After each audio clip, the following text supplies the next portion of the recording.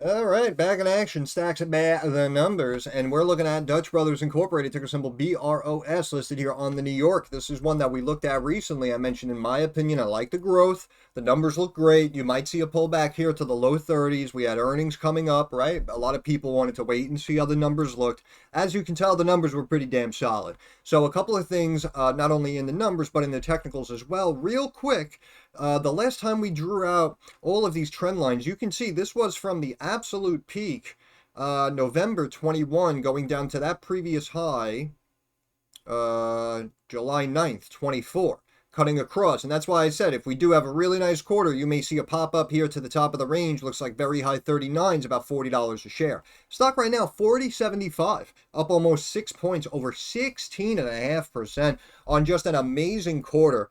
And they've posted some pretty solid numbers over the last previous quarters, and estimates jumped up on the revenue side to quarter of a billion. They posted like 270. Then estimates here, let's look. Estimates over the last couple of quarters here.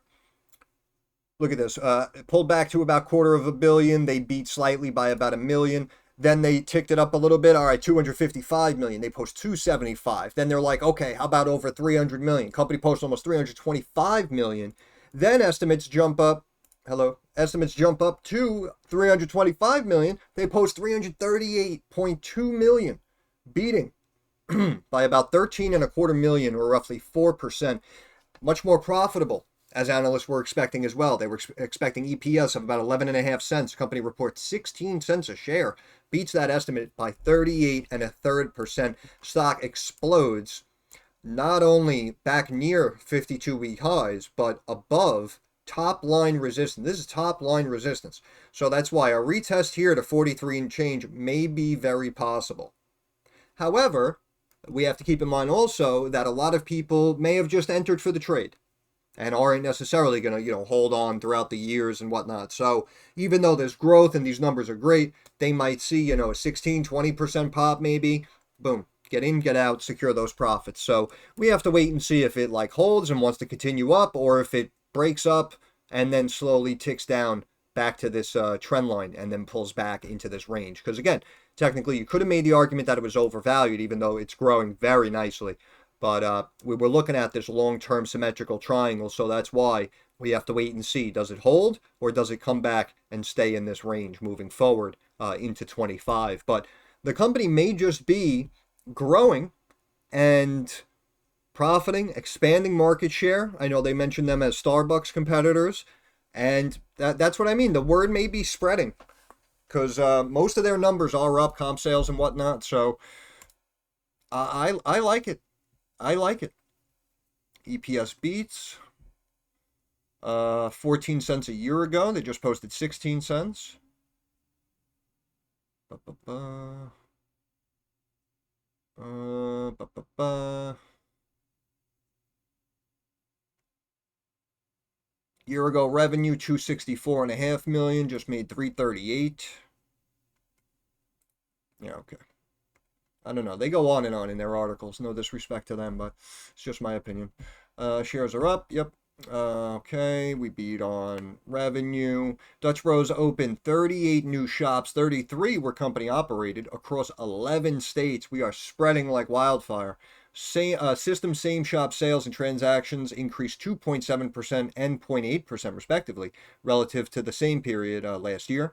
Company operated same shop sales and transactions increased 4% and 2.4% respectively relative to the same period last year. Company operated shop revenues increased 30.4% to 308 and a third million as compared to 236.5 million in the same period last year. Quote, we delivered exceptional performance in the third quarter as we executed our strategic and operational initiatives. We believe our brand is resonating with customers as we had the highest same-shop transaction growth quarter in 2 years outside of the impact of Leap Day. In the third quarter, we delivered a 28% revenue increase and system-wide same-shop sales growth of 2.7%, which exceeded our expectations. So they're growing even faster than they thought they were going to be growing. That's why this may be, again, I know they're in the same space as something like a Starbucks, but this may be, again, potentially getting back into something like that. That's a new up and coming growing chain, right? That people are, they got the buzz going on the streets. Oh, did you try Dutch Bros? You know, so that's why we may start to just continue to see revenue increasing over the quarters and over the years, which is why, again, they've technically been proving it in the numbers. So as much as we can make the argument, of course, it could be slightly overvalued if markets decide to sell off, let's just say, under the first 6, 8, 12 months of Trump. Obviously, you could probably get this at a better price, but in general, to start building a position, piecing your way in, accumulating shares of technically a nice growing business, no one could really call you crazy, right? And of course, if you do happen, you know, once a month, once every couple of weeks, if you have some extra capital and you're able to add to a position and average down, even if it does pull back, if you're in it for the long term, as we say, you should view that as an opportunity, not as a negative in the moment. The company raised its fiscal year total revenue to be between 1.255 billion and 1.26 billion, up from the prior range of 1.215 billion to 1.23 billion. So we're up about 20, 30 million higher than previous fiscal year revenue estimates. Dutch Bros popped to 40 after hours. So really stellar quarter for Dutch Bros. And this is why, again, the stock was just kind of channeling. It was hanging out, but ended up popping up and out, quickly expanding rival to Starbucks. Again, we've had a lot of backlash to Starbucks recently as well, right? So that may also be helping the accelerated growth in revenue that this company's seeing. And of course, they're probably trying to take advantage of that whole situation. So that's probably why they're trying to roll out like 30, 40, 50 new stores like every quarter, consistently every year. They're trying to expand more locations, more locations. So basically, it's like the Starbucks model, and now they're getting the fallout, and they're getting that market share, which is why I feel, in my opinion, it should continue to be on the up and up. And it might take like at least a year and a half, 2 years before maybe we reach the point of, all right, we open too many locations. A few of them are flat or actually even operating in the red. You know, we have to restructure and we have to regroup here. So in my opinion, of course, that can happen. But I think that may be a hurdle that they might have to get over much further down the road. It doesn't seem like an issue right now in the moment. It seems like the consumers like it. That, you know, they have good word of mouth, and obviously they're getting good foot traffic, or I'm sorry, drive-through traffic, whatever they have, but you understand. 2.7% same-store sales increase, yep. Revenue outpaced. Boosted expectations, share surge. Revenue up, bada bing, EPS beats. There you go, net income 12.6 million. Here we go, a couple more numbers. Okay, achieves 338 million, 28% increase year over year, completes mobile order capability rollout. That'll probably increase their efficiency even more, because again, if you're kind of like sitting in line, I guess, waiting at one of these locations in your car in the drive-through, I mean, I guess if there's some sort of mobile rollout and that's going to like streamline it and increase efficiency even more, then technically that should translate to even more revenue. So in my opinion, with that completed now this quarter, I would probably, in my eyes, give the company the big benefit of the doubt to beating on revenue next quarter. But that's just me. Raises revenue and adjusted EBITDA guidance. One of the fastest growing brands in the quick service beverage industry in the U.S. by location count. Today reported earnings. Yep, exceptional performance. We just read that. Brands resonating with customers. Yep. We believe our refined real estate strategy is working, as we are seeing strong new shop productivity as we have shifted our development focus and elevated our site selection process. We continue to demonstrate remarkable consistency in our shop opening cadence, with 38 shop openings in the third quarter. We are making major investments in our development and construction teams, and our 2025 pipeline is strong, positioning us to accelerate new shop growth. So this right here tells you they are not going to stop. And the one great thing about the business doing this is that we're generating a profit, right? So it's not like we're digging ourselves into a massive hole and just hoping that like this catches on and, you know, the revenue comes flying in and we're able to get back into the black and everything's fine. that we have kind of a proven successful business model that just consistently keeps expanding itself like algae on a lake, just consistently increasing that surface area, that market share, the number of locations, the popularity, the revenue, the profitability. And of course, it's good in general, really, for the country if they're mostly US based. And, we keep tapping, our blue collar men and women, of course, to, hey, why don't you keep setting up a bunch of new locations for us? It's really good all around. In the quarter, we accelerated our mobile order rollout, achieving 90% system and 96% company-operated shop coverage as of September 30th. So again, that, in my opinion, that's only going to help. People love being on their phones. They love their apps. There's an app for frickin' everything. So usually when any company rolls out an app, it usually benefits them. Unless, of course, the app doesn't work or whatever. We have received great feedback from broistas. That is great. And customers, and we believe we are beginning to see impacts on our business. Excuse me. Open 38 shops, 33 company operated. Yep, 11 states. All right, 11 states. Revenue grew. Yep, almost 28%. Phenomenal. Same shop sales. Very nice. Transactions increased. Just beautiful. Company operated shop revenue increased 30%. Company operated shop gross profit was $68.4 million as compared to $57 million same period in 23, right? That's what I mean. As we're opening more stores and we're bringing in more revenue, now we're generating more profit, which is going to fuel further growth, further expansion, and so on and so on. Until, of course, they completely top and max themselves out. But again, that should be years down the road, technically, based on the popularity, again, of the business. Shop gross margin includes 120 basis points of pre-opening costs, was 22.2%, a year-over-year decrease of 190 basis points. Company operated shop contribution, non-GAAP financial measure, grew 23.9% to $90.8 million as compared to $73.3 million in the same period of last year.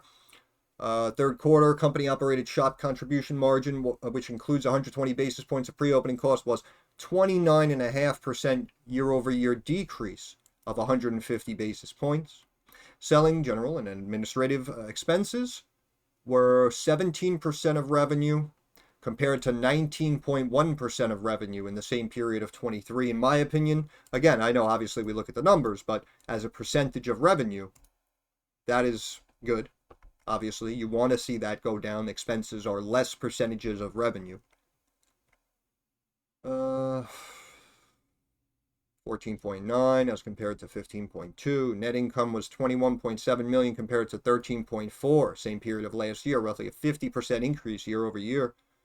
Adjusted EBITDA 2, non-GAAP financial measure, grew 20 1/3%. 63.8 million was 53 million. Okay, net income 27 million was 22. Net income diluted 11 compared to 7 cents. Net income was 16 compared to 14 a year ago.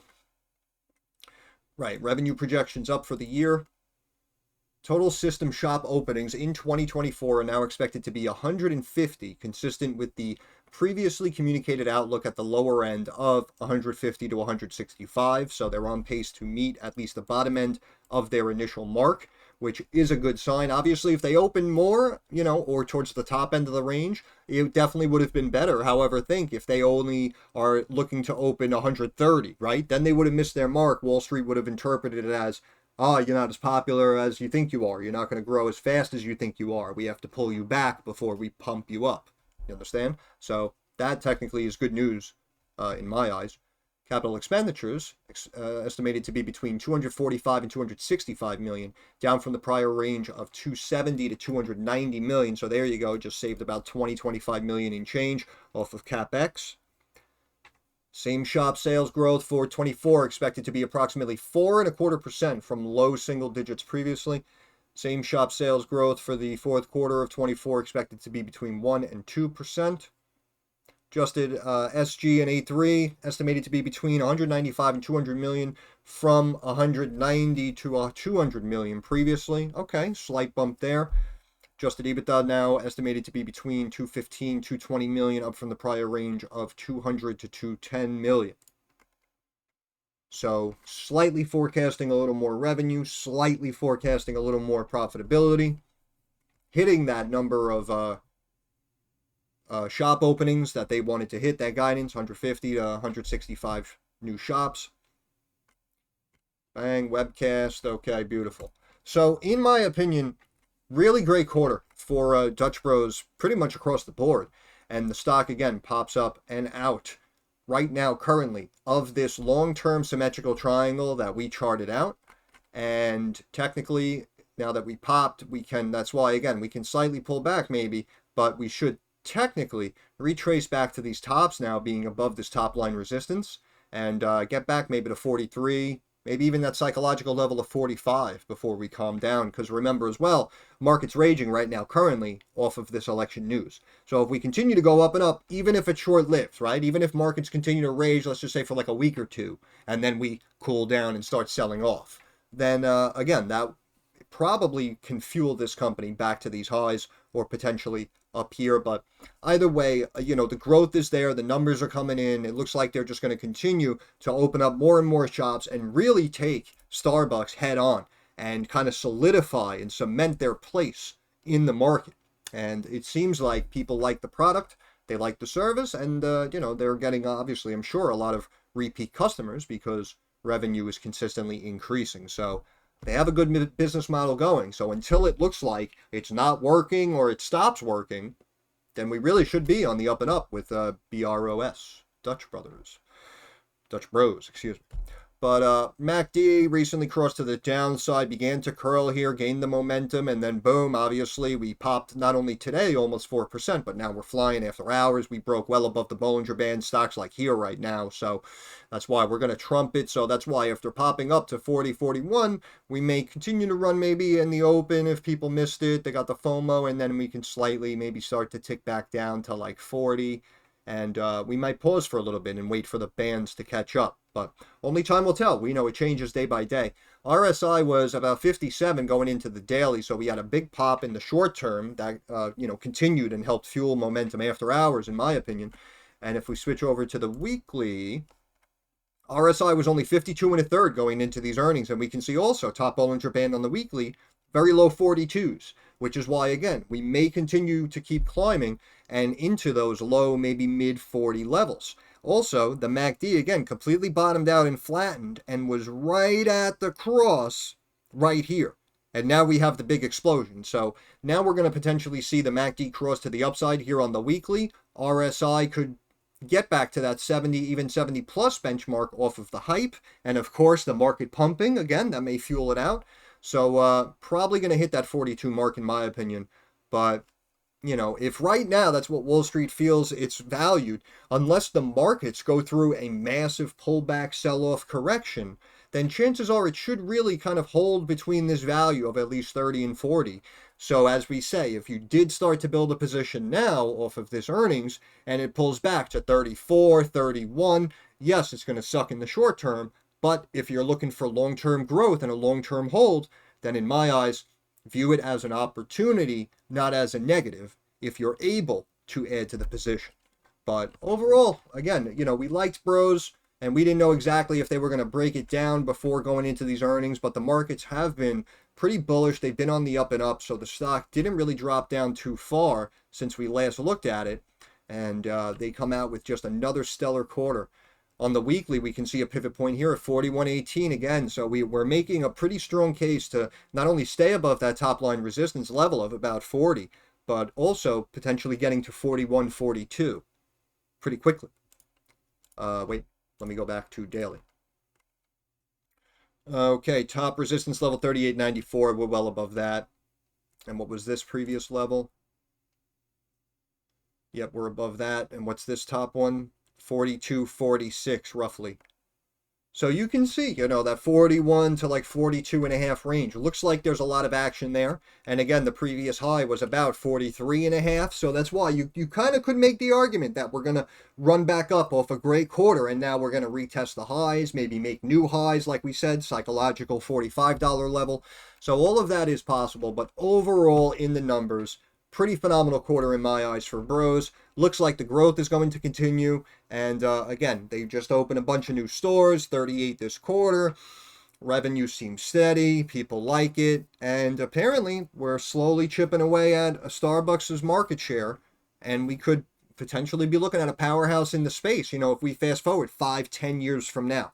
So if you're telling me kind of no matter how much it pops in the short term, you're adding to the position, you're looking out at like 2030 where the company could be as a whole, believe me, I can understand it based on the rate at which not only the business is growing, but the company at the rate at which the company is expanding overall as well.